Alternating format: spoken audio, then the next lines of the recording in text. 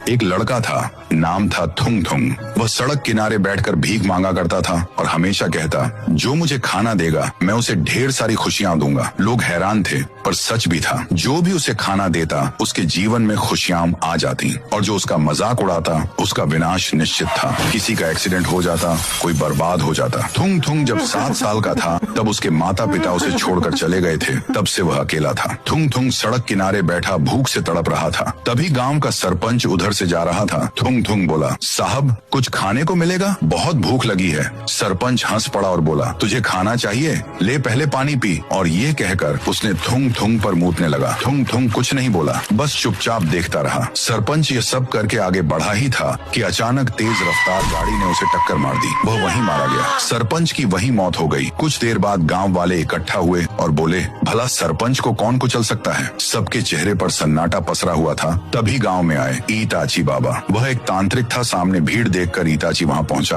और वह सरपंच को देखकर फूट फूट कर रोने लगा, क्योंकि वह उनका बड़ा भाई था। ईताची जब छोटा था तब वह तंत्र विद्या सीखने के लिए गांव से चला गया था और जब वह लौटा है तो उसका बड़ा भाई मारा जा चुका है। ईताची अपने रहस्यमयी शक्तियों से पीछे का दृश्य देखा जिसमें उसको सरपंच की सारी करतूतें दिखाई देती हैं। ईताची बोला, यह मौत किसी और की गलती नहीं, स्वयं सरपंच के कर्मों का फल है। जिस बच्चे को उसने अपमानित किया वह कोई साधारण लड़का नहीं है। गांव वाले समझ गए कि थुंग थुंग के पास जरूर कोई न कोई रहस्यमयी शक्तियां हैं। उस रात जब सभी गांव वाले सो रहे थे, गहरा सन्नाटा पसरा हुआ था। अचानक गांव में घना धुआं फैलने लगा और उसके अंदर से वही डरावनी आवाज आने लगी।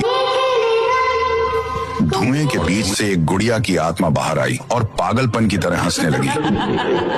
उसकी हंसी से लोगों घबरा कर उठ बैठे। गांव में हाहाकार मच गया। लोग इधर उधर भागने लगे। तभी थुंग थुंग सामने आया और बोला, वापस जा वरना मैं तुझे खत्म कर दूंगा। गुड़िया जोर जोर से हंसने लगी और बोली, उस दिन तू बच गया था लेकिन आज नहीं बचेगा। उधर गांव वाले रो रहे थे। तभी ईताची बाबा प्रकट हुए और बोले, डरो मत, मैं उसे भस्म कर दूंगा। लेकिन तभी वहां थुंग थुंग आ गया और बोला, नहीं बाबा, अब उसके अंदर पहले से भी भयानक शक्ति है, उसे मारना आसान नहीं। ईताची ने तंत्र मंत्र से उसका रहस्य देखना शुरू किया। उनकी आंखों के सामने वही गवियाड की टूटी फूटी हवेली का दृश्य दिखाई दिया, जिसके अंदर एक शैतानी एहवान मंडल बना था, जिसके बीच में थुंग थुंग का मरा हुआ शरीर रखा हुआ था। उसके चारों तरफ हजारों आत्माएं भटक रही थी। आगे जानने के लिए कमेंट करो और अगर तुम भी राय स्टार के फैन हो तो सब्सक्राइब करो।